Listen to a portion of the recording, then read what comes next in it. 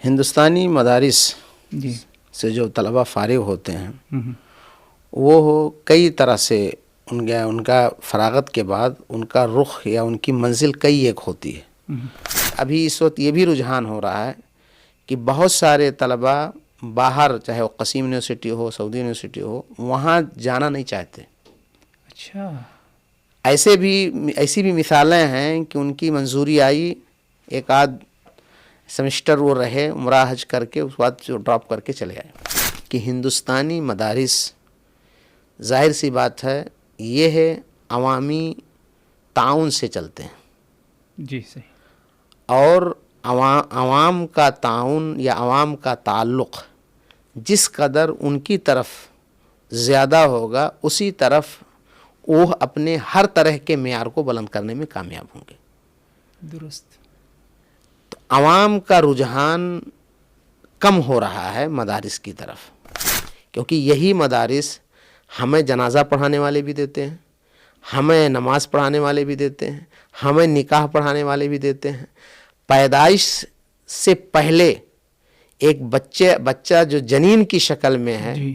اس کے احکام بتانے والے بھی یہی ہوتے ہیں، اور قبر میں داخل کرنے کے بعد تک کے احکام بتانے والے ہیں.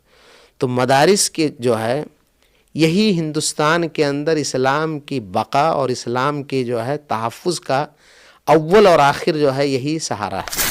اگر کوئی فارغ جامعہ جی کوئی دنیاوی علوم حاصل کرنے کے لیے ہندوستان کی کسی یونیورسٹی چلے جاتا ہے یا جامعہ سے فارغ ہونے کے بعد تجارت میں یا کسی اور دنیاوی مقصد میں جو ہے پڑ جاتا ہے، تو یہ کوئی برا عمل نہیں ہے. جی برا اس وقت ہوگا کہ جب وہ جو ہے یعنی دینی تعلیمات سے بے رخی اور اپنی شناخت جو ہے کھو جائے. جیسے ایک باپ ہوتا ہے تو بوڑھا بیٹا ہو جاتا تب بھی اس کو بچہ سمجھتا ہے، ایسے ہی بھی اداروں کے ذمہ داران کو بھی اپنے فضلاء کے تئیں یہی سوچ ہونی چاہیے، کیونکہ وہ روحانی بیٹے. صحیح بات. ناظرین السلام علیکم ورحمۃ اللہ وبرکاتہ. آج کی اس مجلس میں ہماری گفتگو جس موضوع پر ہوگی وہ ہے فارغین جامعات، چیلنجز، صورتحال اور مستقبل کی امیدیں.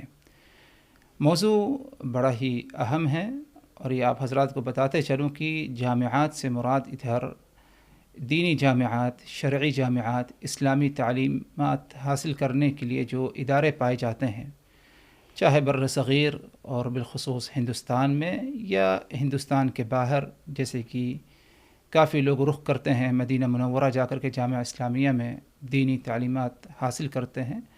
تو المہم فارغین جامعات ہر وہ شخص جو کسی دینی ادارے سے فارغ ہو، جامعہ سے فارغ ہو، کیا کچھ چیلنجز اور مشکلات کا اسے سامنا کرنا پڑتا ہے، اور آج کی تاریخ میں، آج کے وقت اس قسم کے جو فارغین ہیں ان کی کیا صورتحال ہیں اور کیا کچھ مستقبل کی امیدیں ان سے ہمیں لگانی چاہیے. اس موضوع پر گفتگو کرنے کے لیے آج ہمارے ساتھ ایک معزز مہمان فضیلت الشیخ نثار احمد مدنی حفظہ اللہ ہیں. تو آئیے انہی کی زبانی اس موضوع کی کیا ہے وضاحت انہی سے کیا ہے طلب کریں. شیخ السلام علیکم ورحمۃ اللہ وبرکاتہ. وعلیکم السلام ورحمۃ اللہ وبرکاتہ. آپ نے ہماری آج کی اس مجلس میں شرکت کی، تہہ دل سے ہم آپ کا شکر گزار ہیں. ہم آپ کے بھی شکر گزار ہیں کہ آپ نے یہ سعادت مجھے نصیب فرمائی. اللہ آپ کو خوش رکھے. آمین. عموماً دستور تو یہ ہے کہ یعنی میزبان جو ہوتا ہے وہی تعارف کراتا ہے.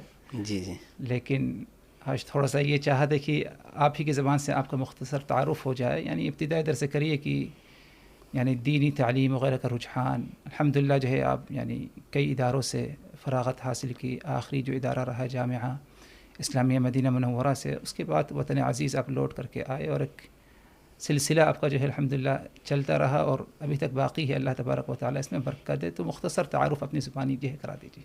جی. الحمدللہ والصلاة والسلام علی رسول اللہ، اما بعد. میرا نام نثار احمد محمد مستقیم ہے. میرا تعلق یو پی کے ایک مشہور ضلع بلرام پور جو کہ نیپال کے بارڈر اور ضلع سدھارتھ نگر سے متصل ہے. میری پیدائش 1983 میں ہوئی. تعلیم گاؤں کے مکتب میں ہوئی اور اس کے بعد پھر میں نے ایک مدرسے میں سدھارتھ نگر کے وہاں داخلہ لیا. وہاں 2 سال تعلیم حاصل کرنے کے بعد پھر میں جامعہ اسلامیہ سنابل کا میں نے رخ کیا جو کہ دہلی میں واقع ہے. وہاں میں نے 7 سال تک عالمیت اور فضیلت کی تعلیم حاصل کی جامعہ اسلامیہ سنابل سے. 2003 میں میری وہاں سے فراغت ہوئی اور وہاں سے واپس آ کر کے میں نے ڈمریا گنج سدھارتھ نگر میں ایک ادارہ ہے کلیۃ الصفا للشریعہ واللغہ العربیہ، وہاں اس وقت عالمیت و فضیلت تک تعلیم ہوتی تھی. 1.5 سال میں نے وہاں تدریس کا فریضہ انجام دیا، دعوت و تبلیغ سے بھی جڑا رہا. اور 2005 میں میری مدینہ یونیورسٹی سے منظوری آئی اور الحمدللہ 2009 تک وہاں سے میں نے کلیۃ الحدیث سے گریجویشن کیا. اچھا ماشاء اللہ. اور کلیہ سے فراغت کے بعد الحمدللہ ممتاز میں مرتبۃ الشرف الاولیٰ تھا. الحمدللہ. میں نے انڈیا کا رخ کیا اور جامعہ اسلامیہ سنابل میں نے 2009 سے لے کر کے 2021 تک تدریس کا فریضہ انجام دیا. اور وہاں میں 3 سال نائب یعنی عمید کی حیثیت سے اور پھر تقریباً 9 سال تک عمید کی حیثیت سے میں نے وہاں کام کیا. اس درمیان میں نے وہاں جامعہ ملیہ اسلامیہ سے ایم اے کی ڈگری بھی حاصل کی. ماشاءاللہ. کیا تخصص تھا؟ اسلامیات سے، اسلامک اسٹڈیز سے. اچھا. جی. جامعہ ملیہ جامعہ ملیہ میں اسلامک اسٹڈیز جو فیکلٹی ہے اس سے میں نے ماجسٹر کہیں یا ایم اے کہیں، ہاں ماسٹر کی ڈگری میں نے حاصل کی. ساتھ ہی ساتھ وہاں ایک آرگن مدرسے کا طبیان تھا، اس سے مستقل یعنی تحقیقی موضوعات پر میرے مقالات ہر مہینے شائع ہوتے تھے. اس کے علاوہ خطبات جمعہ ہے یا دروس و محاضرات کا بھی سلسلہ تھا. اور تدریس اور عمادت اس طرح سے میں تقریباً وہاں 12 سال تک تھا دلی میں. دلی سے پھر میرا بمبئی کی طرف آنا ہوا. فی الحال جامعۃ التوحید کے اندر جو کہ بھیونڈی میں واقع ہے.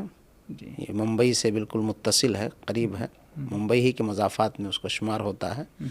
یہاں میں شیخ الجامعہ کی حیثیت سے تدریس عمادت دونوں کی ذمہ داری اور اسی طرح سے وہاں کی جو جمعیت ہے، جو ٹرسٹ ہے جس کے تحت ادارہ چلتا ہے، جمعیت اہل حدیث بھیونڈی، اس میں افتاء اور قضاء کی بھی ذمہ داری ہے. اس کے علاوہ خطبات جمعہ ہے، دروس و محاضرات ہیں، صوبائی جمعیت کا آرگن ہے الجماعہ، اس میں بھی مضامین باقاعدگی کے ساتھ الحمدللہ نشر ہوتے ہیں. تو یہ ہے مختصراً اب تک کی تعلیمی جرنی یا تعلیمی اور تدریسی سفر، دعوتی سفر. ماشاءاللہ. یعنی الحمدللہ جو ہے یعنی کافی اچھا جو ہے ابھی تک یعنی اس بولتے ہیں سفر. اللہ تبارک و تعالیٰ جو ہے اس میں جو ہے برکت دے. آمین. اور اللہ تبارک و تعالیٰ آپ کی عمر عمل میں برکت کے ساتھ ساتھ اللہ تبارک و تعالیٰ آپ کی خدمات کو جو ہے قبول فرمائے. آمین. اور ہم سبوں کو اس سے کیا ہے استفادہ کا موقع دیتے رہے. خیر، یعنی موضوع تو ہمارا فارغین جامعات کیا کچھ چیلنجز ہیں اور کیا آج کی صورتحال ہیں ان کی اور مستقبل ان کا کیسا نظر آتا ہے. یعنی اس موضوع کو لے کر آپ کے ساتھ گفتگو کرنے کا مقصد یہ کیونکہ آپ کو الحمدللہ جو ہے تجربہ ہے اس کا. جی. یعنی طالب علمی کی زندگی آپ نے گزاری، اس کے بعد جو ہے الحمدللہ جامعہ اسلامیہ سے فارغ ہونے کے بعد جب لوٹ کر کے آئے تو آپ نے مختلف یعنی فرائض انجام دیے، چاہے وہ تدریس کا معاملہ ہو یا ادارے کا معاملہ ہو، نظامت کا معاملہ ہو، اور عمادت کا معاملہ ہے، افتاء کا معاملہ ہے، خطابت ہے. تو یہی فارغین جامعات کے جو ہے یعنی کام یعنی مشغلہ ہوتا ہے. جی. تو ابتدائی طور پر ذرا بتائیے یعنی کیا کچھ چیلنجز کیا ہے پائے جاتے ہیں ایک جامعہ کا جو فارغ ہو، خاص طور پر دینی جامعات سے جو فارغ ہو. جی. ہندوستانی مدارس سے جو طلبہ فارغ ہوتے ہیں وہ کئی طرح سے ان کا فراغت کے بعد ان کا رخ یا ان کی منزل کئی ایک ہوتی ہے. عمومی طور پر طلبہ فضیلت کر کے کچھ کا حال یہ ہوتا ہے کہ جو یونیورسٹیز ہیں چاہے وہ عربک ڈپارٹمنٹ میں یا مختلف لینگویج میں جاتے ہیں اور کچھ اپنے کاغذات باہر کی یونیورسٹیوں میں بھیجتے ہیں. چنانچہ مدینہ یونیورسٹی میں زیادہ تر، یا اسی طرح سے سعودی عرب کی قصیم یونیورسٹی ہے، خبر ہے، جامعۃ الملک ہے، ام القریٰ ہے، جی تو سعودی عرب کے جامعات میں بھی کچھ طلبہ جاتے ہیں، ایک آدھ کچھ مدارس سے جامعہ ازہر بھی جاتے ہیں۔ جی جی تو ایک تو طلبہ کا فارغ ہونے کے بعد مدارس سے عالم فضیلت کرنے کے بعد جی کچھ طلبہ رخ کرتے ہیں ہندوستانی یونیورسٹیز کا، جی کچھ طلبہ کرتے ہیں سعودی یا باہر کے جامعات کا، اور کچھ طلبہ وہ مساجد یا اسی طرح سے مکاتب، مدارس اور دعوتی سینٹرز کا قصد کرتے ہیں۔ جی یہ ہے۔ اسی طرح سے کچھ طلبہ ایسے ہوتے ہیں جو تعلیمی دعوتی راستوں سے ہٹ کر کے تجارت کے راستے پہ لگتے ہیں۔ ٹھیک ہے۔ یہ بھی مثلاً کوئی خاندانی کوئی پیشہ ہے، یا اسی طرح سے اسے اپنے اندر اتنی استعداد، اتنی قابلیت نظر نہیں آتی کہ اس میدان میں رہ کر کے میں کوئی اچھا یا زیادہ بہتر کر سکوں گا، یا میرا فیوچر زیادہ روشن ہوگا، چنانچہ وہ دنیاوی مشاغل میں لگ جاتا ہے۔ جی ایسی صورت میں جو ادھر یہ معاملہ تو نہیں آتا کہ یعنی کچھ فارغین جامعات اپنے اندر کچھ احساس کمتری محسوس کرتے ہوں؟ یعنی نہیں، جو وہ فیلڈ چیز ہے، وہ چیز جب الگ الگ راستوں میں جاتے ہیں تو وہ کھل کر کے سامنے آتی ہے۔ مثلاً جو طلبہ یونیورسٹیز کا قصد کرتے ہیں، جی تو یہ سمجھیں کہ پچھلے 10-15 سال سے، جی یعنی اگر میں یہ کہوں 2005 سے لے کر کے 25 تک کی یہ جو پیریڈ ہے، جی تقریباً 20 سال کا، اس درمیان یونیورسٹیز جو انڈیا میں ہیں اس میں فارغین کے جانے کا رجحان زیادہ بڑھا ہے۔ کیا وجہ سمجھتے ہیں یعنی اس کی؟ اس کی وجہیں کئی ایک ہیں۔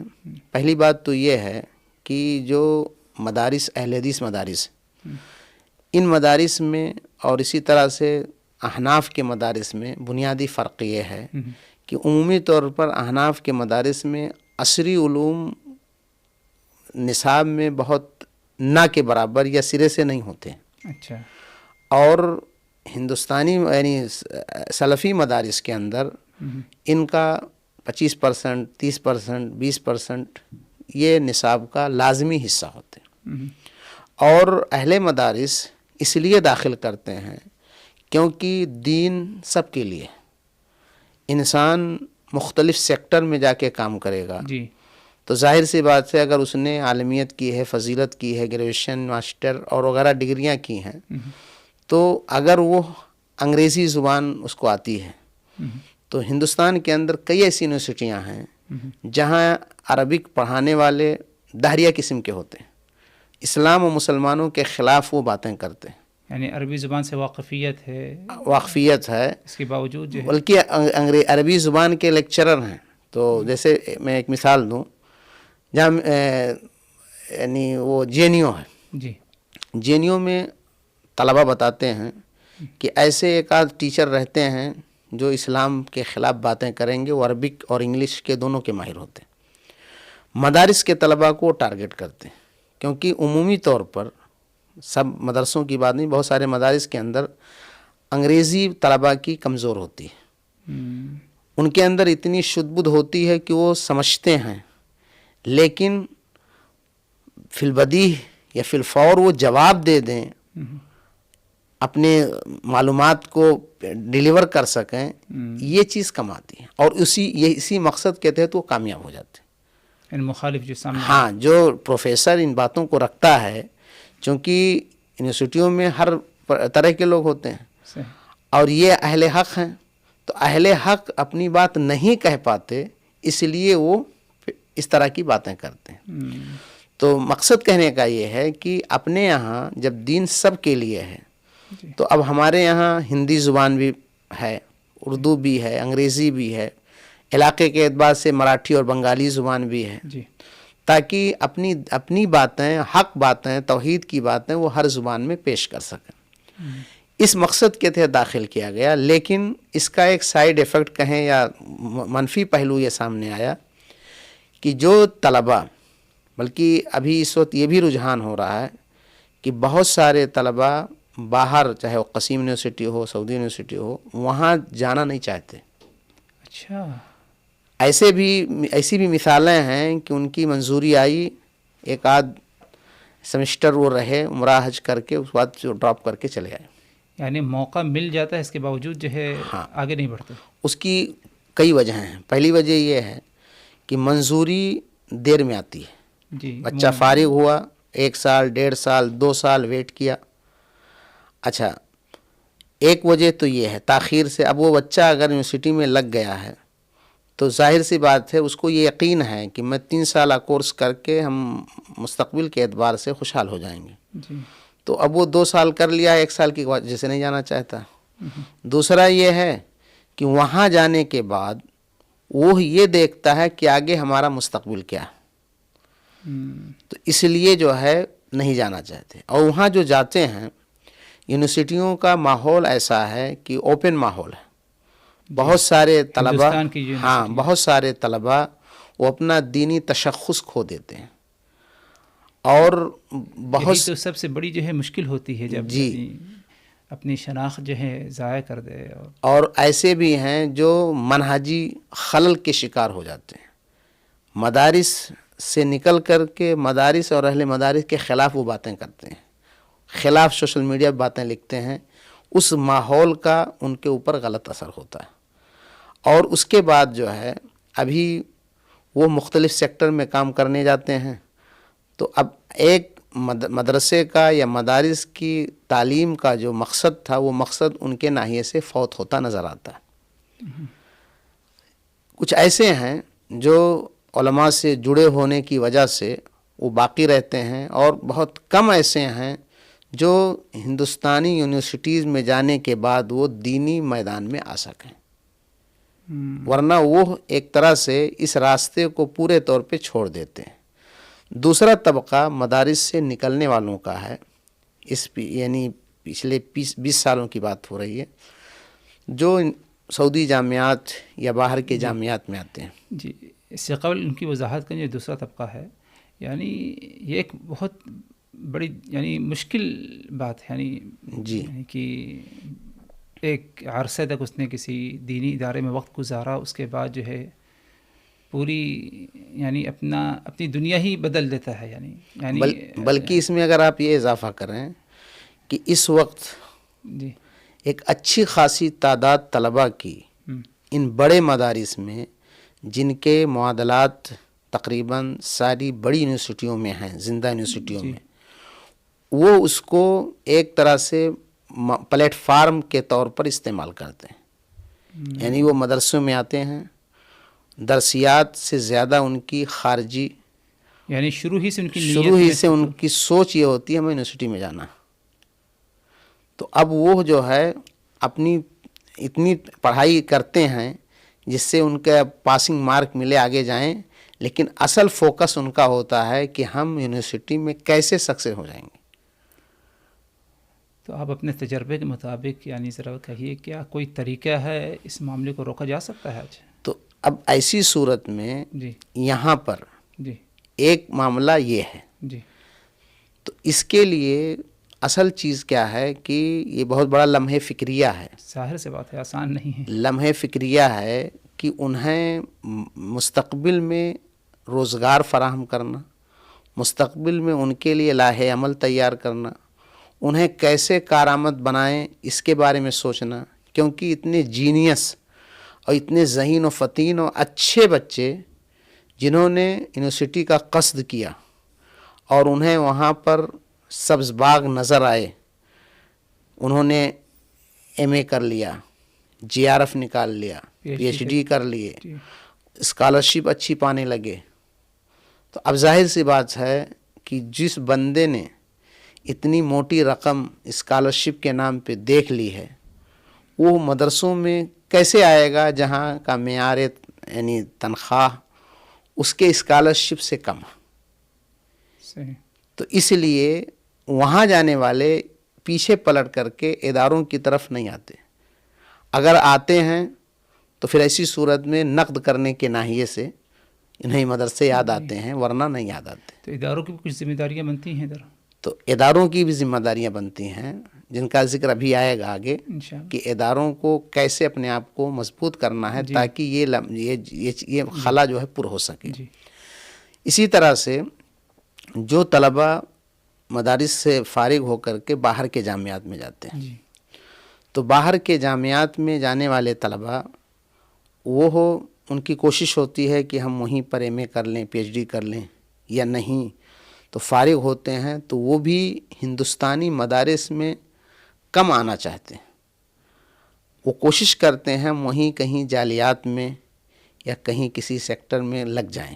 جی. ہندوستان میں آنے کے لیے ان کے ساتھ دو مسئلے ہوتے ہیں. ایک مسئلہ یہ ہوتا ہے کہ ہندوستانی مدارس کے اندر کسی کو تدریس کے لیے رکھنا، ظاہر سی بات ہے اس کو معیار پر اترنا ضروری ہے.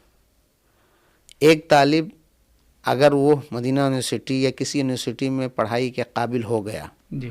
اور اس نے جو ہے کلیہ کے مراحل پاس کرتے گزار دیا، تو اس سے یہ لازم تو نہیں آتا کہ وہ ہو باقاعدہ تدریسی میدان جو کہ ذمہ داری کا میدان ہے اور طلباء کے سامنے اپنے آپ کو پیش کرنا ہے، مطمئن ہونا اور مطمئن کرنا ہے.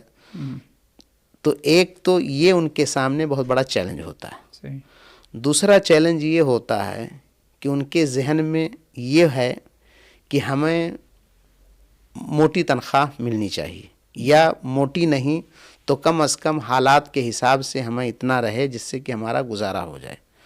تو وہ موازنہ کرتے ہیں کہ زیادہ محنت کر کے اور باہر کی دنیا دیکھ کر کے کسی چہار دیواری میں اپنے آپ کو بند کر کے اس معمولی پہ گزارا کرنا نبوی مشن پہ جاری رہتے ہوئے، یا ادھر کا راستہ دیں. تو یہ ہوتا ہے. اب جنہیں فکر ہوتی ہے، دعوت کی فکر ہوتی ہے، تعلیم کی فکر ہوتی ہے، ملک کی ترقی اور یہاں کے دینی یعنی کیا کہیں ذمہ داری کی، جی. تو ظاہر سی بات ہے وہ قربان کر کے آتے ہیں اور محنت کرتے ہیں اور اپنے آپ کو بہتر بنا لیتے ہیں.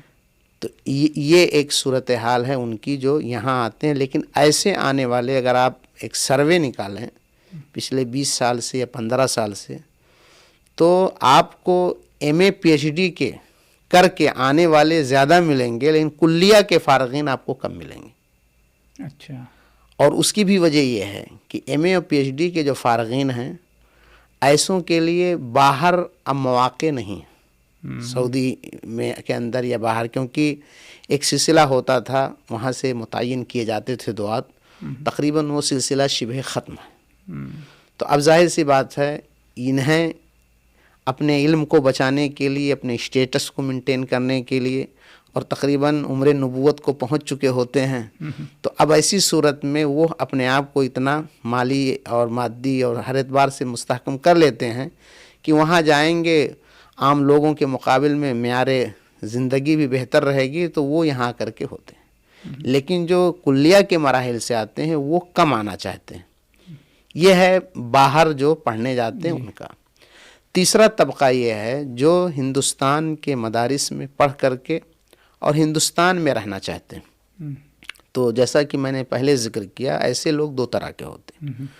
کچھ تو بزنس سے جڑ جاتے ہیں، اور کچھ ایسے ہیں ابھی ہندوستان کے اندر خاص کر کے دہلی میں یا ممبئی میں بھی کچھ پائے جاتے ہیں کہ یہ جو مختلف یعنی بہاریہ کے نام پر جو ممالک تباہ کیے گئے ہیں، جی. جی.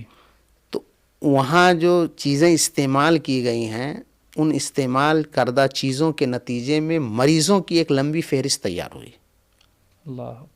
اور چاہے عراق ہے، افریقہ کے کچھ ہیں ممالک ہیں جو جہاں جہاں یہ سب چیزیں پیش آئی ہیں، مصر کے ہیں، تو انہیں انڈیا میں علاج سستا ملتا ہے اور اچھا ملتا ہے، جیسا کہ خلیجی ممالک میں رہنے والوں کو تجربہ ہے. جی. تو یہ وہاں قصد کرتے ہیں وہاں علاج معالجے کے لیے دہلی یا ممبئی. جی. تو وہاں جانے والوں کو ٹرانسلیٹر کی ضرورت پڑتی ہے. جی. تو مدارس کے یہ طلباء جنہوں نے گریجویشن مدرسے اسکول یونیورسٹی میں جا کے کر لیا، یا نہیں کہ یہ مدرسے میں اتنی ان کو اندر لیاقت پیدا ہو گئی کہ وہ گفتگو کر لیں عربی زبان میں، تو وہ جا کر کے وہاں سیٹ ہو جاتے ہیں. تو ایک طرح سے وہ بھی کہیں نہ کہیں بزنس میں، اور اس میں بھی کہیں ناحیے سے کرپشن بھی ہے، جس کو بتانا مناسب نہیں، لیکن یہ کہ وہ بھی اپنی شناخت، ایک عالمانہ شان جو ہوتی ہے اور ایک مدرسے کے جو فارغ ہیں وہ پہچان وہ بھی کھو دیتے ہیں، کیونکہ ان کا ایک مقصد ہوتا ہے کیسے ہم سامنے والے سے پیسے حاصل کریں۔ جہاں یہ سوچ ہوگی مادہ کی، مادہ پرستی والی، اور اس سوچ میں وہ یہ کئی حدوں تک سارے راستے اختیار کرتے ہیں، تو ایک طبقہ مدارس کے فارغین کا یہ بھی ہے جو یونیورسٹی میں یا تو جاتے نہیں یا جاتے ہیں کچھ سالوں کے لیے، باہر کے بھی نہیں ہوتے، وہیں کے رہ جاتے ہیں کہ باہر کے مشائخ کی تربیت کا بھی کچھ اثر ہو۔ تو ایک طبقہ یہ ہے، ایک طبقہ فارغین کا یہ بھی ہے جو اللہ کے لیے کسی دعوتی سینٹر سے یا مدرسوں سے جڑ جاتے ہیں، اور یہی وہ طبقہ ہے جو خالص ہندوستانی مدارس کے قیام کے مقصد پہ پورا اترتے ہیں۔ ان کو کتنا فیصد سمجھتے ہیں آپ، یعنی کہ پرسنٹ کے حساب لگایا جائے جو فارغین جامعات ہیں؟ ان کو ابھی جو ہے جیسے اس وقت اگر یہ کہا جائے کہ باہر کے جو آ رہے ہیں کسی حد تک انہی کے حساب سے اتنے ہی وہ بھی ہیں، اچھا، لیکن اگر 25% آ رہے ہیں باہر سے تو 25% یہ 50% حصہ جو ہے، بلکہ اس میں اور اگر بڑھایا جائے تو وہ حصہ مدارس سے آنکھیں بند کر کے اور دوسرے راستے میں لگ جاتا ہے۔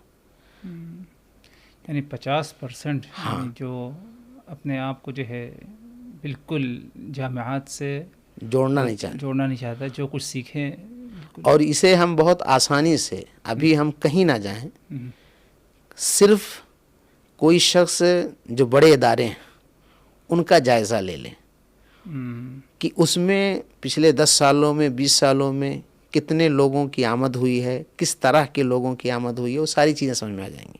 لیکن یہ ہے خوشائند بات کہ اگر آپ مساجد میں دیکھیں گے تو مساجد میں ایک اچھی خاصی تعداد مدارس کی آئی ہے، جس کو میں نے وہی 25% تقریباً کہا، تو انہوں نے مساجد کی آبرو، مکاتب کی آبرو بچائی ہے الحمدللہ، اور اللہ سے امید یہ ہے کہ انشاءاللہ یہ تعداد بڑھے گی، کیونکہ اس کی ایک وجہ یہ بھی ہے کہ جو عوام کو علم چاہیے، جو عوام کو روحانی غذا چاہیے ایک معمولی لمیٹڈ انداز میں، ان کے پاس یہ چیزیں ہوتی ہیں۔ تو یہ تو جائزہ رہا فارغین کا۔ سوال آپ کا جو تھا کہ اس کی وجہ کیا ہے، یہی سوال تھا، اور علاج کیا ہوگا؟ علاج کیا ہے؟ اس کی کئی وجہیں ہیں۔ پہلی وجہ یہ ہے کہ ہندوستانی مدارس، ظاہر سی بات ہے، یہ ہے عوامی تعاون سے چلتے ہیں، جی صحیح، اور عوام کا تعاون یا عوام کا تعلق جس قدر ان کی طرف زیادہ ہوگا، اسی طرف وہ اپنے ہر طرح کے معیار کو بلند کرنے میں کامیاب ہوں گے۔ درست۔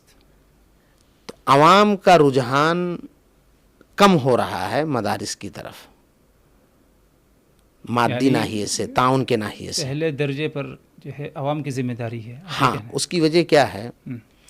لوگ کہتے ہیں، لیکن اس میں سچائی اتنی نہیں ہے جتنی کہ لوگ کہتے ہیں۔ لوگ یہ کہتے ہیں کہ مدارس کو ڈیجیٹل ہونا چاہیے۔ اب جو لوگ سینٹرز کھول رہے ہیں اور اس میں ڈیجیٹل انداز میں لوگوں کو بھانے والی چیزیں، پروگرامز پیش کرتے ہیں، تو وہ تعاون زیادہ اکٹھا کر لیتے ہیں مدارس والوں کے مقابل میں۔ اگر آپ اس ناحیے سے سروے کریں پورے ہندوستان کا، تو آپ کو سب سے پہلے نمبر پر یہ نظر آئیں گے۔ دوسرے نمبر پر لوگوں کا رجحان یہ ہے کہ وہ مساجد کی طرف آتے ہیں، مدارس کو تیسرے درجے پہ رکھتے ہیں، اور جو تیسرے درجے پہ رکھتے ہیں، ایک تو وجہ جیسا کہ میں نے کہا کہ لوگوں کا کہنا یہ ہے کہ مدارس بھی حالات کے حساب سے اپنے آپ کو اپڈیٹ کریں، ڈیجیٹل کریں۔ دوسرا یہ ہے کہ اپنے یہاں کچھ لوگوں کا ایک معاملہ یہ بھی ہے کہ ایک جیسے کہتے ہیں کہ ایک ہی ڈنڈے سے سب کو ہانکنا، وہ ایک عام فتویٰ جڑ دیے ہیں کہ مدارس کے لیے زکوٰۃ نہیں۔ جبکہ اگر وہ اپنے اس فتوے میں اور اپنے اس فیصلے میں حالات، ظروف اور ہندوستانی مدارس کی جو داخلی صورتحال ہے جی اور شریعت کا جو مزاج ہے زکوٰۃ کے مسئلے میں، دونوں پہ نظر رکھتے، یعنی دوسرے لفظوں میں کہا جائے فقہ الواقع اور فقہ دین دونوں کو برابر رکھ کر کے سوچ کے بات کہتے، تو اس طرح سے ایک ڈنڈے سے ہانکنے والی بات نہیں ہوتی۔ اس کی وجہ یہ ہے کہ اگر شریعت نے فقراء و مساکین کو رکھا ہے، شریعت نے عاملین علیہا کو بھی رکھا ہے، شریعت نے ابن فی سبیل اللہ رکھا ہے، جی تو اگر ان مصارف میں غور کیا جائے تو ان مصارف کے تحت مدارس میں تدریس، تعلیم، امامت یا اسی طرح سے جو طلبہ پڑھ رہے ہیں یا جن کے لیے خارجی راستے نہیں ہیں سوائے اس کے، یا انہوں نے کوئی اپنے اوقاف رکھے ہیں ان کے علاوہ، تو پھر ایسی صورت میں اسے منظم انداز کرنے کی بات کرتے۔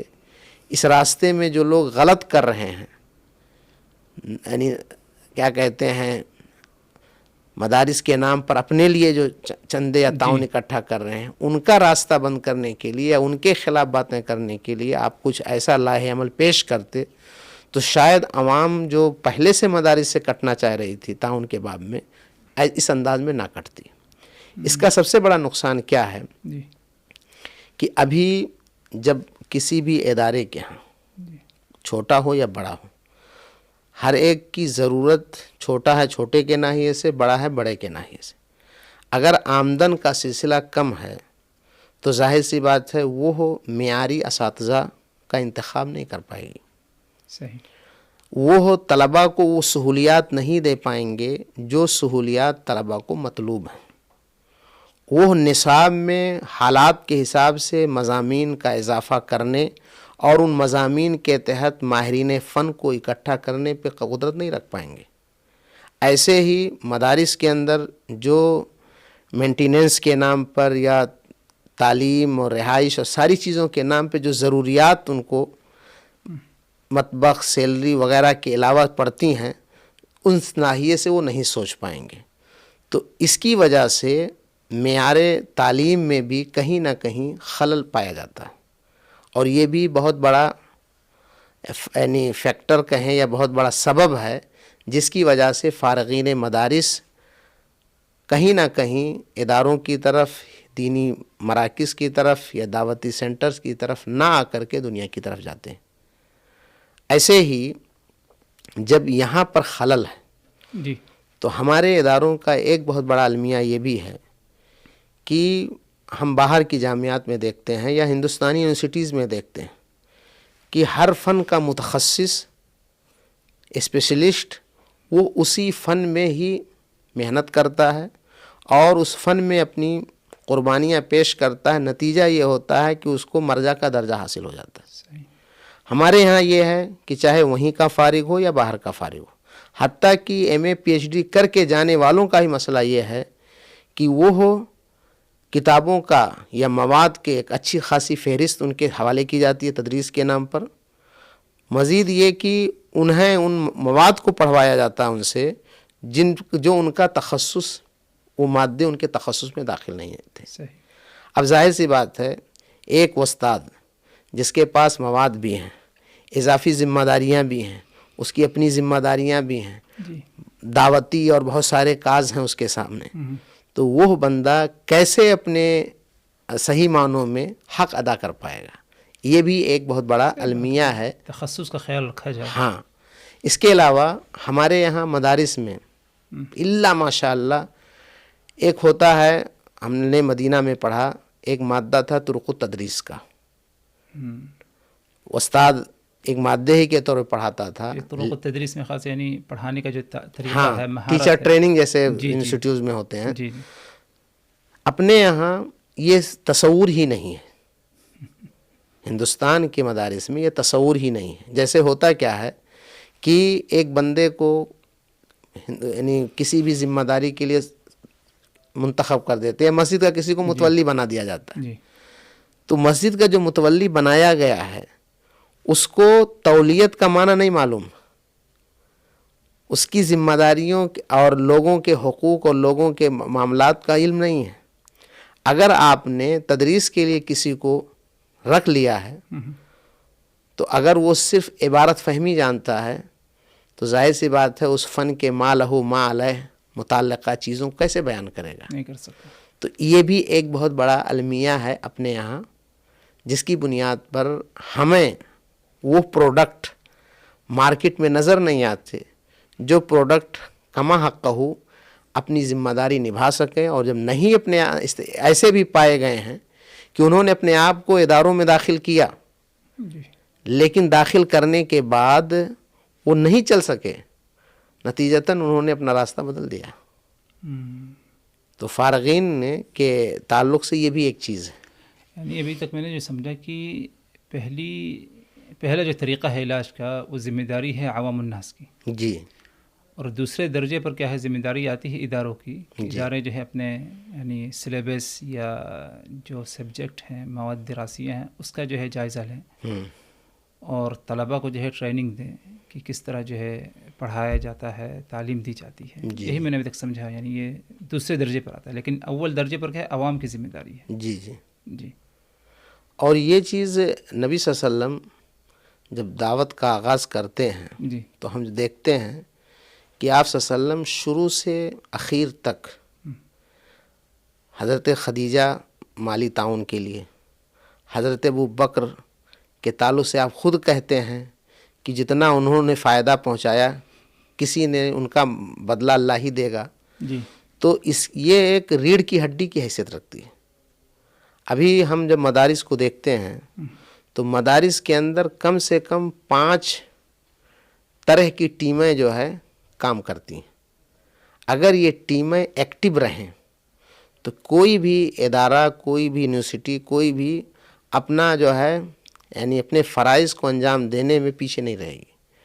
ایک تو اعلیٰ ذمہ داران جن کو منتظمہ کہتے ہیں، جی، دوسرے یہ ہے کہ ٹیچر حضرات میں جو داخلی ذمہ داران ہیں، جی، یہ دوسری ٹیم ہے۔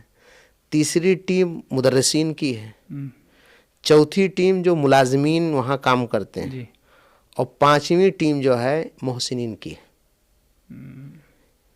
ان 5 ٹیموں کے ساتھ کوئی بھی ادارہ کھڑا ہوتا ہے، اور یہ 5 ٹیمیں ان طلباء کے لیے متعین کی گئی ہیں جن کو ہندوستان کے کونے کونے یا دنیا کونے کونے مدارس میں لایا جاتا ہے۔ اب آپ خود دیکھیں، منتظمہ اگر وہ اپنی ذمہ داری کی اہلیت ان کے اندر ہے اور احساس ذمہ داری اور اخلاص کی دولت سے مالا مال ہیں تو وہ ایکٹیو رہیں گی، مؤہل ہیں، صحیح، احساس ذمہ داری ہے، ایکٹیو ہیں، لیکن ان کی تمام تر صلاحیتیں بے معنی ہو جائیں گی جب عوام کی طرف سے اگر حکومتیں تعاون کریں تو کوئی مسئلہ ہی نہیں، لیکن ہندوستانی پیمانے پر یہ مدارس سمجھیے کہ عوام ہی کے رہین منت ہیں اللہ کے بعد۔ صحیح، تو یہ ہے ان منتظمہ کے ناحیے سے۔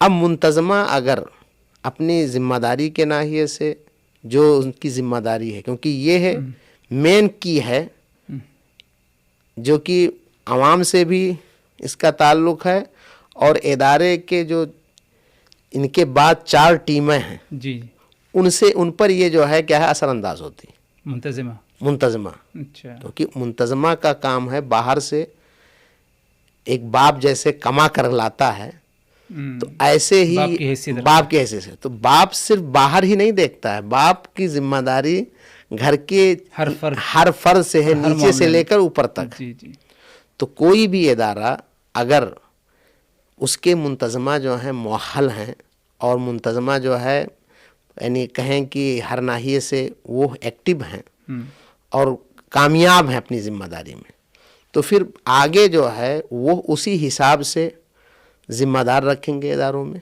اسی حساب سے ٹیچروں کا انتخاب کریں گے، اور ٹیچروں کے انتخاب میں ان کی صلاحیت، ان کی محنت اور ان کی لیاقت کے اعتبار سے ان کی تقاضوں کے اعتبار سے جب ان کو لائیں گے تو ظاہر سی بات ہے منتظمہ ان پر اثر انداز ہوگی صحیح. کہ آپ اگر فقہ کے ماہر ہیں، حدیث کے ماہر ہیں، لغت کے ماہر ہیں، انگلش کے وغیرہ وغیرہ، تو ان پہ جیسے کہتے ہیں نا سینے پہ سوار ہو کر کام لینے میں وہ کامیاب ہوں گے. اور جب ایک ٹیچر اپنی فرائض منصبی کو یہ سوچتے ہوئے کہ ہمیں اللہ کے ہاں اور منتظمہ کے ہاں اور طلباء کے ہاں سب کو کے ہاں جواب دہ ہونا ہے، خائن نہیں ہونا ہے، تو ظاہر سی بات ہے جب وہ بھرپور انداز میں محنت کرے گا، طالب کو ایکٹیو وہ رکھے گا، گارجن سے بھی کنٹیکٹ میں رہے گا کہ طالب کی یہ کوتاہیاں ہیں، ایسے ایسے ہیں، تو ظاہر سی بات ہے یہی پروڈکٹ آگے چل کر کے مارکیٹ میں اپنی مطلوبہ ذمہ داریوں کو نبھانے والا ہو. کیونکہ مدارس صرف تعلیم کے مراکز نہیں ہوتے ہیں، یہ تربیت گاہیں بھی ہوتی ہیں. تو وہ مکمل جو ہے کورے کاغذ کو کلردار بنا کر کے ہی نکالتے ہیں. تو اس لیے یہ پانچوں جو پلرز ہیں، جیسے اسلام کے 5 پلرز ہیں، اداروں کے یہ 5 پلرز جو ہے یہ کب مضبوط ہوں گے؟ بلکہ ایک بات میں کہتا رہتا ہوں کہ اسلام کے جو 5 پلرز توحید کو چھوڑ کر کے 4 جو ہیں عملی جو ہیں، یہاں بھی کہیں نہ کہیں مال کی ضرورت ہے. صحیح بات ہے. آپ نماز کے لیے مسجد نہیں بنائیں گے، نبی صلی اللہ علیہ وسلم نے پہلا کام یہی کیا. روزہ جو ہے اس میں بھی افطار کرانے یا صدقات خیرات پورے رمضان تو اسی کے نام پہ قربانی. ہاں، زکوٰۃ تو نام ہی وہی ہے، حج میں بھی وہی چیز ہے. تو جس طرح سے اسلام کے پلرز کا تعلق ہے، ایسے ہی مدارس کو ہم کما حق ہو اس کے یعنی اس کے نتائج دیکھنا چاہتے ہیں. تو عوام کو یہ کہہ کر کے رونا نہیں پڑے گا کہ ہمیں کیا دے رہے ہیں، کیونکہ یہی مدارس ہمیں جنازہ پڑھانے والے بھی دیتے ہیں، ہمیں نماز پڑھانے والے بھی دیتے ہیں، ہمیں نکاح پڑھانے والے بھی دیتے ہیں. پیدائش سے پہلے ایک بچہ جو جنین کی شکل میں ہے اس کے احکام بتانے والے بھی یہی ہوتے ہیں، اور قبر میں داخل کرنے کے بعد تک کے احکام بتانے والے ہیں. تو مدارس کے جو ہے یہی ہندوستان کے اندر اسلام کی بقا اور اسلام کی جو ہے تحفظ کا اول اور آخر جو ہے یہی سہارا ہے. کیونکہ بقیہ نہ کہیں سے امید ہے اور نہ کہیں سے کوئی صورت نظر آتی ہے. لہٰذا عوام کو چاہیے کہ اگر وہ ایمان بچانا چاہتے ہیں تو ایمان کے یہ قلعے ہیں، لہذا انہیں جو ہے ہر دور میں بچانا. اور اگر کسی کو یہ سمجھ میں آئے کہ یہ ہے سینٹرز اور یہ ڈیجیٹل انداز میں ہونے سے کام ہوگا، تو وہاں پر بھی بندہ فراہم جو کیا جاتا ہے انہیں مدرسوں سے کیا جاتا ہے. مسجد میں آپ کو جمعہ نماز 5 وقتہ پڑھانے کے لیے جو بندہ دیا جاتا ہے یہیں سے دیا جاتا ہے. آپ جو خطبہ کو سننا چاہتے ہیں، اپنے ایمان کی حرارت چاہتے ہیں، چاشنی چاہتے ہیں، وہ یہیں سے آتے ہیں. لہذا اس پلرز کو جو ہندوستان کا ایک بہت مضبوط پلر ہے، مدارس جو ہیں ان کو مضبوطی کے ساتھ تھامنے کی ضرورت ہے. جی جزاک اللہ خیر. بڑے ہی عمدہ انداز میں جو ہے آپ نے اس نقطے کی وضاحت کی. ابھی یعنی وقت حاضر میں جی کیا صورتحال، یعنی کیا کچھ بہترین مواقع ان فارغین جماعت کے لیے پائے جاتے ہیں ہندوستان کے اندر؟ آپ کے تجربے کے مطابق اور آپ کے ایک جائزے کے مطابق مواقع یہ ہیں یا امیدیں یہ ہیں کہ اگر ہمارے یہ فارغین دنیا طلبی ہی کی خاطر معاشی ضرورت ہی کے پیش نظر مختلف سیکٹرز میں جا رہے ہیں، تو وہ مسلمان کی حیثیت سے جا رہے ہیں، وہ ایک مدرسے کے فارغ کی حیثیت سے جا رہے ہیں، اور کہیں بھی رہیں کسی بھی رہیں ان کا داعیانہ کردار ہونا چاہیے. اگر مثال کے طور پر کوئی تجارت میں گیا تو تجارت کے راستے میں کرپشن ہے. مدارس کی ڈگریوں سے اس وقت طلبہ وکالت بھی کر رہے ہیں، وہاں بھی کرپشن ہے. لہذا ایک طالب علم، ایک مدرسے کا فارغ جو ہندوستان کے بہت سارے سیکٹر میں ہے، خفیہ اعلانیہ مختلف انداز کے، تو اسے یہ چاہیے اور یہ کر سکتا اور کرتے بھی ہیں کہ کہیں آدمی شر کو ختم نہیں کر سکتا، کم تو ضرور کر سکتا ہے. صحیح. خطرات کے بادل منڈلا رہے ہیں کسی شخص کسی علاقے پر، وہ کیسے بچ سکتے ہیں، وہ اپنا کردار وہاں نبھا سکتا ہے، یا کسی جگہ کی آگے کی رنریتی یا آگے کا کیا ہے پلان، وہ ہو اپنے لوگوں کو فتنے یا مشکلات کے آنے سے پہلے کیسے اپنے آپ کو سیف زون میں رکھ سکیں گے، وہ تو یہ کر سکتا ہے۔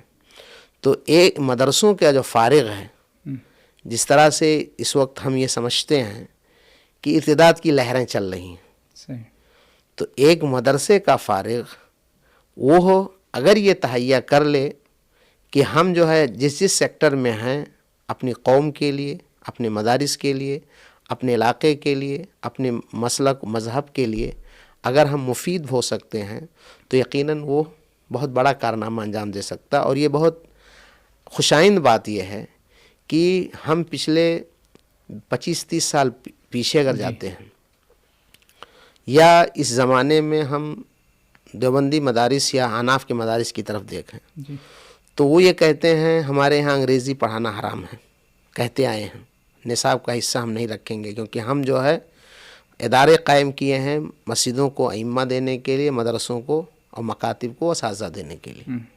ٹھیک ہے، یہ اس میں کوئی شبہ نہیں ہے، سب سے پہلے ہم مسلمان بنانے کے لیے ادارے قائم کیے ہیں، اور جو مسلمان ہیں ان کے ایمان بچانے کے لیے ادارے قائم کیے ہیں۔ اور دین جب سب کے لیے ہے، ہر زبان، ہر علاقے، ہر مذہب اور ہر طبقے اور کاشت کے لیے ہے، تو اگر ہمارا طالب ہمارے اس عصری اور شرعی دونوں کا امتزاج رکھنے والے نصاب کو پڑھ کر کے اور اس میں مہارت حاصل کر کے مختلف سیکٹرز میں، مختلف شعبے میں جاتا ہے، تو یقیناً وہ ہو اس کا وجود وہاں پر ہے، تو جو عداوت ہے، جو غلط فہمیاں ہیں، ان غلط فہمیوں کے خاتمے میں وہ بہت اہم کردار ادا کر سکتا ہے۔ اگر وہ ایک اچھا اخلاق پیش کرنے والا وہاں ہے تو اس سیکٹر میں جو یہ بدنام کیا گیا ہے کہ داڑھی ٹوپی کرتا والے یا مدرسے والے یا مسلمان یا مختلف جو نام دیتے ہیں، یہ ایسے ایسے ہوتے ہیں، تو انہی کے بندہ یہ جواب دیتا ہے کہ کیسی بات کرتے ہو، یہ بھی تو مدرسے کا فارغ ہے۔ وہ بچہ خود کہتا ہے تم کہتے ہو مدارس کے اندر یہ تیار کیے جاتے ہیں، میں 8 سال وہاں پڑھا ہوں، آپ ہمارے اندر کبھی آج تک کچھ سنے ہیں؟ تو جو مختلف سیکٹر میں جا رہے ہیں طلبہ، اس کا ایک فائدہ یہ ہے کہ غلط فہمیاں دور ہوتی ہیں، کہیں نہ کہیں ترجمانی کرتے ہیں، لیکن یہاں کرنے کی بات یہ ہے کہ ہم صرف رونا اگر روتے ہیں تو یہ بہت بھول ہے۔ ہمارے اگر طلبہ یونیورسٹیز میں یا مختلف جگہوں پہ جا کر کے مدارس کی طرف نہیں پلٹ کے آ رہے ہیں، تو ہمیں چاہیے کہ ہم اپنا ڈاٹا مینٹین کریں، اپنے طلبہ اب تک جو فارغ ہوئے کہاں ہیں ان سے رابطہ کریں، اور ان کے بھولے ہوئے سبق کو یاد کرائیں، انہیں اداروں سے جوڑیں، تو اس سے مادی فائدہ بھی ہوگا، معنوی فائدہ بھی ہوگا۔ اور ان سے یہ کہیں اگر ان کے ہاں نماز میں خلل ہے، ان کے یہاں اسلامی شاعر کے اندر خلل ہے، ان کے یہاں غلط لوگوں کی صحبت کی وجہ سے یا ماحول سے متاثر ہو کر کے جو معاملات کی دنیا میں خلل ہے، جب ہم اپنوں سے قریب کریں گے، ایک باپ کی حیثیت سے اپنے بیٹے سے اپنے آپ کو قریب کریں گے، تو یقیناً یہ شکوے شکایتیں ختم ہو جائیں گی۔ کیونکہ اگر کسی ادارے سے ہر سال 10-20 بچے فارغ ہوتے ہیں اور آپ کے ادارے کے اس شعبے میں صرف 15-20 ہی ٹیچر ہیں، تو سب کو تو آپ نہیں لے سکتے۔ لہذا ہماری ذمہ داری ہے کہ ہمیں مسلمان کی حیثیت سے بنانے کے حیثیت سے طلبہ کو لاتے ہیں، اور دوسرا یہ ہے کہ کام کرنے کے بہت راستے ہیں۔ ظہر الفساد فی البر والبحر بما کسبت ایدی الناس، سمندروں میں بھی غلطیاں ہو رہی ہیں، فضاؤں میں بھی غلطیاں ہو رہی ہیں، اور ہر جگہ ہم نہیں پہنچ سکتے۔ ہمارا پروڈکٹ ہر جگہ پہنچ سکتا ہے، ہم اپنے پروڈکٹ پر فوکس کریں، ان کو بہتر بنانے کی کوشش کریں۔ جی، آپ کی باتوں سے میں نے یہ ایک بات سمجھی کہ اگر کوئی فارغ جامعہ جی کوئی دنیاوی علوم حاصل کرنے کے لیے ہندوستان کی کسی یونیورسٹی چلے جاتا ہے، یا جامعہ سے فارغ ہونے کے بعد تجارت میں یا کسی اور دنیاوی مقصد میں جو ہے پڑ جاتا ہے، تو یہ کوئی برا عمل نہیں ہے۔ برا اس وقت ہوگا کہ جب وہ جو ہے یعنی دینی تعلیمات سے بے رخی اور اپنی شناخت جو ہے کھو جائے گا. یہ شاید کہنے کا مقصد ہے آپ کا. جی. اب جیسے جو میں نے ابھی بتایا آپ سے کہ یہ جو یونیورسٹیز میں بچے جاتے ہیں یہاں پر علوم اعلیٰ سیکھنے کے لیے جی یعنی اصل جو انہوں نے سیکھا ہے اس کو اس زبان میں منتقل کرنے کے لیے ابھی ایک اچھی پہل ہوئی. جی شیخ عبدالسلام سلفی ہمارے بمبئی جماعت کے جو امیر ہیں ان کا خطاب ہوا دہلی کے اندر جو طلباء یونیورسٹی میں پڑھ رہے ہیں. جی ابھی ماضی قریب میں جماعت اسلامی کی 2 ونگ تھے SIO اور ایک اور تھی جس پہ بینڈ ہو گیا. صحیح. اس قسم کے افکار کے لوگ یونیورسٹیوں میں جا کر کے بچوں کے ذہن کو خراب کرتے ہیں. جی علی گڑھ مسلم یونیورسٹی میں ایک نام تھا راشد ساز کا. منکرین سنت کا بہت بڑا اپنے آپ کو سرگانہ عملاً کہتا ہے. یا اسی طرح سے وہاں ایسے جراثیم پائے جاتے ہیں جو مختلف گمراہ فرقوں سے تعلق رکھتے ہیں. اب وہ اگر ہمارے طلباء کے پروفیسر ہیں سر ہیں تو کہیں نہ کہیں وہ بچہ ان سے یا وہ بچہ ان سے متاثر ہوتا ہے. تو ابھی ایک پہل ہے اور یہ اچھی پہل ہے کہ مدارس کے ان طلباء کو منہجی ناحیے سے فکری ناحیے سے عقدی ناحیے سے ان کے اوپر دوسروں کا رنگ نہ آ جائے تو ان کو قریب کرنے یا ان کے ساتھ مجلسیں یا ان کو جوڑنے کی کوشش ہو رہی ہے. تو اگر یونیورسٹیز میں جا رہے ہیں تو ایسے طلباء سے اگر ہم جڑتے ہیں تو یقیناً ہمارا جو مقصد تھا یونیورسٹیز میں بچوں کو بھیجنے کا جس کے لیے ہم نے معادلات کیے تھے وہ مقصد ہمارا کہیں نہ کہیں نقصان یعنی مقصد ہمارا پورا ہو جائے گا اور نقصان سے ہم کہیں نہ کہیں بچ جائیں گے. میرے خیال سے جس طرح یعنی ہر جامعہ کوشش کرتا ہے کہ سالانہ ایک ملاقات ہو یعنی اس کے اپنے فارغین کے ساتھ. جی شاید اگر سال میں ایک مرتبہ ان طلباء کے ساتھ بھی یعنی میٹنگ کی جائے ملاقات کی جائے جنہوں نے اپنا رخ یعنی ہندوستانی یونیورسٹیوں کی طرف کر لیا ہے تو یہ بھی میرے خیال سے ایک بہترین جو ہے کوشش رہے گی. یہ کئی ناحیے سے بہترین کوشش رہے گی. جیسے کیا ہے یعنی ایک مخصوص فارغین کے لیے جو ہے میٹنگ رہی ہے. جی جیسے یہ ہے مان لیجئے ہندوستان میں جتنے بڑے ادارے ہیں جی اگر انہوں نے اپنے ادارے کے طلباء کا ڈاٹا تیار کیا ان کو جوڑنے کی کوشش کی ظاہر ہے ضروری نہیں ہے کہ آپ کی دعوت پہ سارے لوگ لبیک کہہ سکیں لیکن اس وقت زوم کے ذریعہ یا ویسے بھی جو میٹنگیں ہوتی ہیں اس طرح سے میٹنگ کر کے اگر ان کو جوڑا گیا تو بہت دفعہ ایسا ہوتا ہے کہ ہمارا ایک پلیٹ فارم اگر ہے ہمارے فارغین کا وہ فارغین اس راستے میں بہت مشکلات برداشت کیے صحیح بہت تجربات ان کو ہیں تو ایک نیا فارغ ہمت نہ ہارے اگر ان سے ملتا ہے یا ان کے تجربات سے فائدہ اٹھاتا ہے یا ان سے جڑتا ہے تو کامیابی کے راستے بآسانی گامزن ہو جائے گا. میں نے دیکھا ہے ہمارے یہاں دہلی میں جب میں تھا تو وہاں کئی ساری یونیورسٹیاں تھیں جی طلباء باقاعدہ آ کر کے مدرسے کے اندر سال میں 1-2 دفعہ اپنا پروگرام رکھتے تھے. تو میں شرعی علوم کے جو طلباء باہر رہتے تھے ان کو بھی بلاتا تھا تاکہ بچے صرف یونیورسٹی کا رخ نہ کریں. تو وہ بچے آ کر کے کیسے آپ GRF نکالیں گے کیسے آپ بیومس میں داخلہ لیں گے کیسے آپ وکالت کی میں داخلہ لیں گے تو وہ اس کے طریقے بتلاتے تھے. کئی ایک ٹریننگ دیتے تھے اور باقاعدہ کویشچن آنسر جو سب چیزیں تھیں وہ سب پورا رکھتے تھے. تو اس کا ایک فائدہ یہ ہے کہ ایک تو اگر وہ جن کے مشورے پر یہ بچے اس راستے میں گئے تو ظاہر سی بات ہے اگر ہم نے ان میں سے بڑوں کو پکڑ لیا اور ان کو عقدی منہجی اور دینی ناحیے سے ان کو ہم نے اپنے رنگ میں رنگنے کی پورے طور پہ کوشش کی تو ظاہر سی بات ہے ہم سے زیادہ ان کی یہ بچے سنتے ہیں مارکیٹ میں اترنے کے بعد. ہم سے کہیں نہ کہیں ادب و احترام اور اسی طرح سے تکلف اور وسط کلاس میں جو ایک طرح سے خلیج ہوتی ہے وہ ایک طرح سے کیا کہتے ہیں استاد اور شاگرد ہونے کی وجہ سے جھجک ہوتی ہے یہ ہم سے نہیں کہہ سکتے لیکن وہ ڈائریکٹ ان کی خامیوں کو اور ان کو جو ہے صحیح راستے پہ لا سکتے ہیں. تو یہ اس کے بہت زیادہ فائدے ہیں. اداروں کو اس سلسلے میں توجہ دینی چاہیے اور اپنے 8 سالہ محنت کو ضائع ہونے سے بچانے کے لیے ان کو رابطے میں رکھنا چاہیے. جی. اور جو آج کل یہ بات بہت تکلیف دہ ہے جب ہم سنتے ہیں کہ کسی ادارے کا فارغ بچہ وہ ادارے کے منہج پر گفتگو کرے کے خلاف گفتگو کرے, جی. وہ دوسروں کا اعلی کار بن جائے, بہت افسوس ہوتا ہے. اور ہم صرف گھر میں بیٹھ کر کے خالی اس کے خلاف باتیں کریں, یہ بہت افسوسناک ہے. اگر ہم جڑتے ہیں اور جوڑتے ہیں اپنے بچوں کو تو یقیناً یہ بچے, ان کے ذہنوں سے وائرس بھی نکلیں گے, یہ خود سدھریں گے اور یہ ہمارے بچوں کے لیے مفید ہوں گے.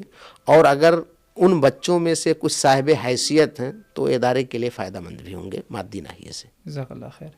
ادھر ایک بات اور میرے ذہن میں آ رہی تھی, وہ یہ کہ اگر خود یہ فارغین جامعات جو کسی نہ کسی یونیورسٹی میں پڑھ رہے ہیں یا پڑھا رہے ہیں, کوئی اور خدمت انجام دے رہے ہیں, ان کی بھی شاید ایک ذمہ داری بنتی ہے کہ اسی یونیورسٹی میں یعنی اپنے اساتذہ کو دعوت دے کر مختلف یعنی مواقع پر یا کوئی مخصوص موسم آ جائے, کوئی دینی پروگرام لیکچر کرا دیا جائے, تو اس کا بھی میرے خیال سے کافی اثر یعنی ہندوستان کی یونیورسٹیوں کے ماحول پر بھی پڑے گا.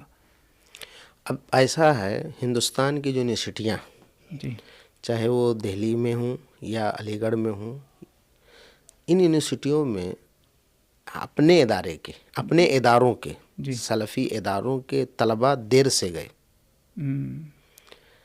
ندوہ ہے, جامعۃ الفلاح ہے, جامعۃ الاصلاح ہے, یہ پرانے ادارے ہیں. جی, اور یہ پہلے گئے. پہلے ان کے جانے کی وجہ سے کیا ہوا کہ وہاں پر جیسے علاقائیت ہوتی ہے, ایسے ادارے اپنے لوگوں کے بھرنے کی بات, ادارے کے تعصب. ہاں, اب اپنا کوئی جاتا ہے تو جیسے لوگ کہتے ہیں کہ ہمارا کوئی بندہ اگر قادیانی ہو جائے ہمیں نہیں تکلیف ہوتی ہے, لیکن سلفی ہو جاتا ہے ہمیں تکلیف ہوتی ہے کیونکہ ہماری جڑیں کھودتا ہے. تو انہیں یہ برداشت نہیں کرتے. اب یہی راشد ساز جس کا ذکر کیا, جی, یہ علی گڑھ میں اس نے برج کورس شروع کیا. اچھا. اور برج کورس کا مقصد یہ تھا کہ مدارس کے طلباء کو 1 سالہ سبز باغ دکھا کر کے ان کے ذہنوں کو ڈائیورٹ کیا جائے. اللہ. اپنے کچھ طلباء ہمیشہ اس سے جو ہے ٹکراؤ میں رہتے تھے اور اس کی خامیوں کو اجاگر کرتے تھے. بعد میں کوشش سے اس کو جو ہے سائڈ کیا گیا, لیکن کہنے کا مقصد یہ ہے کہ وہاں ان طلباء کے لیے چیلنجز بہت ہیں. صحیح. تو یونیورسٹیز میں بجائے اس کے کہ ہم لیکچر کرائیں, جی, ایک دفعہ ایسا ہوا بھی ہے, اپنے ایک عالم دین ان کا لیکچر کرایا گیا دہلی مدینہ جامعہ ملیہ کے اندر. اچھا. چنانچہ اس کو گھما کر کے محرم کا موقع تھا, ایسا ایشو بنایا گیا کہ پروگرام کرانے والے طلباء کو کے ساتھ مسائل کھڑے ہو گئے.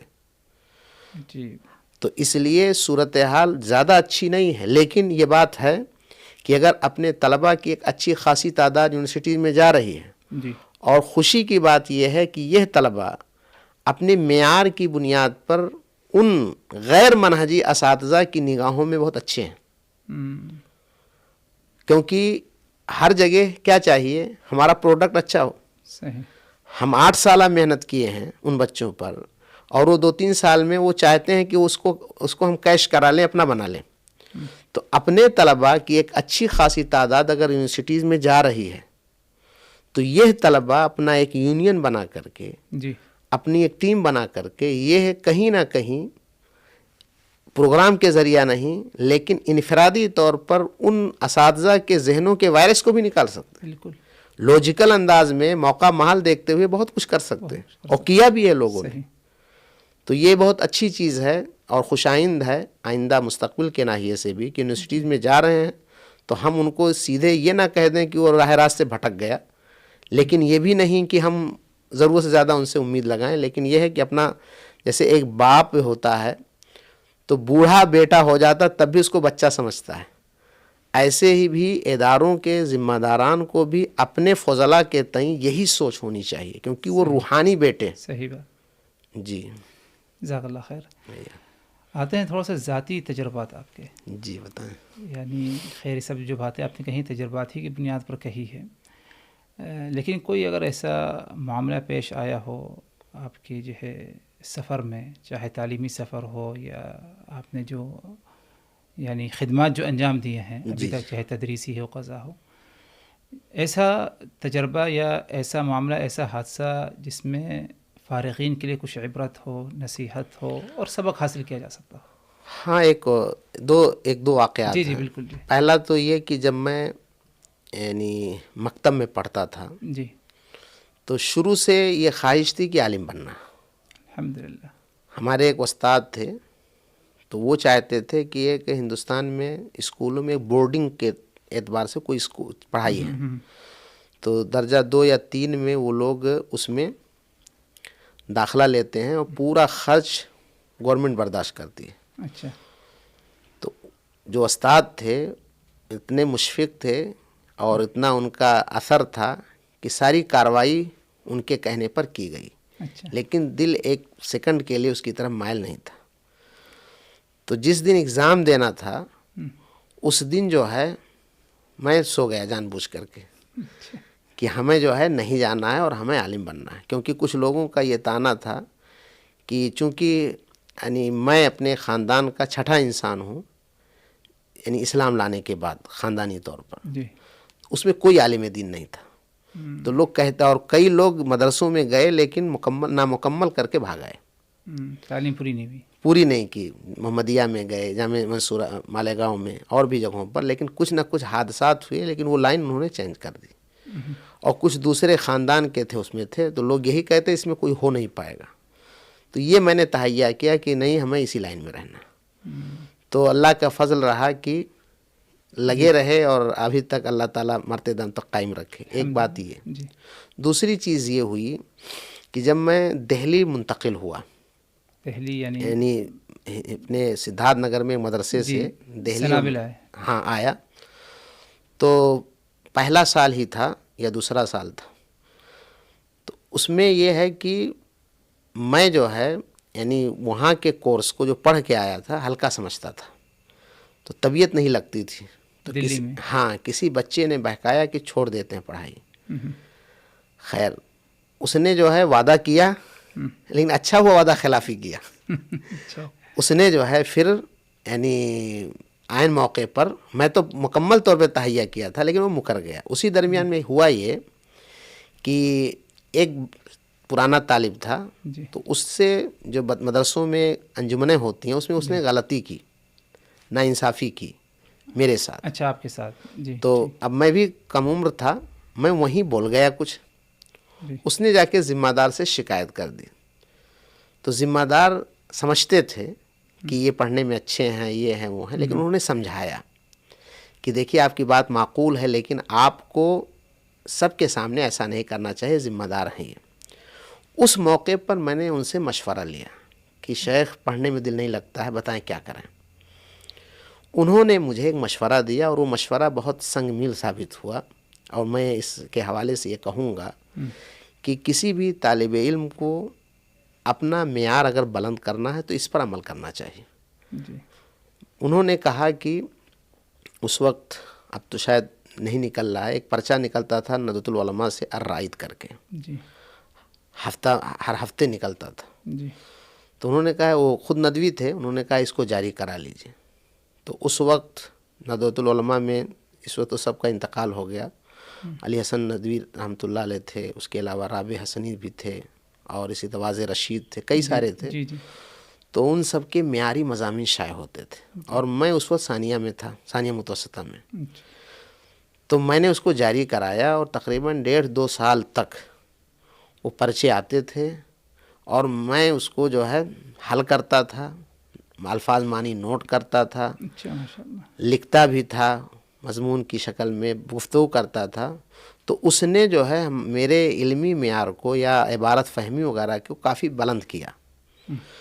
تو یہ جو ہے ایک طرح سے کہیں کہ ٹرننگ پوائنٹ ہے یا تعلیم کی طرف میلان کا ایک بہترین اپنے لیے ذریعہ ثابت ہوا. جی جزاک اللہ خیر. آتے ہیں اختتام پر. جی. لیکن اختتام میں مجھے 2-3 باتیں کی وضاحت کر دیجیے. جی. پہلی بات تو یہ کہ یعنی جامعات میں جو طلباء ابھی زیر تعلیم ہیں، جامعات میں یا مدارس میں عموماً کسی دینی ادارے میں، ان کو کیا نصیحت، کیا مشورہ دیں گے؟ جو طلباء مدارس میں زیر تعلیم ہیں جی ان کو میرا مشورہ یہ ہے جی کہ آپ ایک سروے کے مطابق تعلیم سے جڑنے والے مدارس کے طلباء صرف 2%، تو آپ عزیز ہیں، آپ قیمتی ہیں، اور آپ کے والدین نے بہت بڑی قربانی دی ہے کہ انہوں نے کسی کام پہ نہ لگا کر کے، کسی ایسے راستے پہ نہ لگا کر کے جس سے پیسے زیادہ آئیں گے، انہوں نے دنیا کو بھول کر کے دین کے راستے پہ لگایا، جی جہاں سے آپ کا ایمان بھی محفوظ رہے گا انشاءاللہ، انشاءاللہ اور استقامت کی روشنی میں اگر آپ نے اسی مشن پہ اپنے آپ کو لگایا جی تو نہ جانے آپ کے اپنے ایمان کے ساتھ ساتھ کتنوں کے ایمان کی حفاظت کے آپ جو ہے ذریعہ و سبب بنیں گے۔ صحیح تو اس لیے یہ ہے اسے اللہ کا انتخاب سمجھیں، صحیح اسے اللہ تعالیٰ کا انتخاب سمجھتے ہوئے اس نعمت کی قدر کریں، اور احسان مند ہوں والدین کے، احسان مند ہوں جس ادارے میں ہیں وہاں کے اساتذہ و ذمہ داران کے، اور احسان مند ہوں ان محسنین کے جی جنہوں نے ادارے کی جو خون کی جو گردش ہے اس کو ایکٹیو کرنے میں آپ کا ساتھ دیں۔ تو پہلی میری نصیحت یہ ہے کہ آپ اسے اللہ تعالیٰ کا انتخاب و انعام سمجھیں، اور اس انتخاب و انعام پر جب تک اللہ کی توفیق سے اس لائن میں رہ سکیں رہیں، لیکن اس جتنے دن تک رہیں مرتے دم تک اس راستے کے پہ آنے کا جو احساس ہے اس احساس کو مردہ ہونے نہ دیں، چاہے آپ تدریس سے جڑیں نہ جڑیں، دعوت سے جڑ سکیں نہ جڑ سکیں، فارغ ہو سکیں یا نہ ہو سکیں، لیکن اگر اللہ نے آپ کو منتخب کیا ہے جتنے دنوں کے لیے کیا ہے جی اور جس مقصد کے لیے کیا ہے، یہ مقصد آپ کی زندگی سے فوت نہیں ہونا چاہیے۔ جزاک اللہ آپ بڑے عالم نہ بنیں ٹھیک ہے، لیکن ایک مسلمان بن کر کے زندگی بھر رہیں۔ ٹھیک ہے جی یہ پہلی نصیحت ہے۔ ٹھیک ہے۔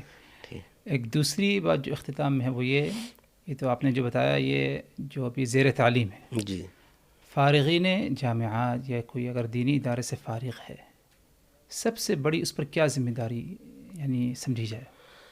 جو مدارس کے فارغ ہیں جی ان کی سب سے بڑی ذمہ داری یہ ہے کہ آپ اداروں کے احسان فراموش نہ بنیں، وہاں کے منہج، وہاں کے نصاب تعلیم، وہاں کے اساتذہ اور وہاں کی کوششوں اور وہاں کے فیصلوں کے آپ اگینسٹ یا مخالف نہ بنیں، بلکہ آپ ادارے کا کہیں نہ کہیں حصہ بن کر کے دور ہی سے صحیح اس کی ترقی کے لیے اور اس کی بلندی کے لیے پیش رہیں، اور اپنے مخلصانہ مشوروں کے ذریعہ جی اپنی بیرونی تجربات کی روشنی میں دردمندانہ انداز میں جا کر کے مل کر کے اگر کچھ خامی ہے تو اسے دور کرنے کی کوشش کریں۔ سوشل میڈیا پہ آ کر کے اداروں، جماعتوں، جمعیتوں کے خلاف گفتگو کر کے مخالف لوگوں کو غذا فراہم کرنے کی اللہ کے واسطے کوشش نہ کریں۔ جزاک اللہ خیر۔ بھیا اختتام کے جو آخری اور تیسری بات تھی وہ یہ کہ مستقبل کیا دیکھتے ہیں آپ؟ یعنی اگر ایک فارغ جامعہ مخلص ہو، محنت ہو، اس کا کیا مستقبل نظر آتا ہے آپ کو؟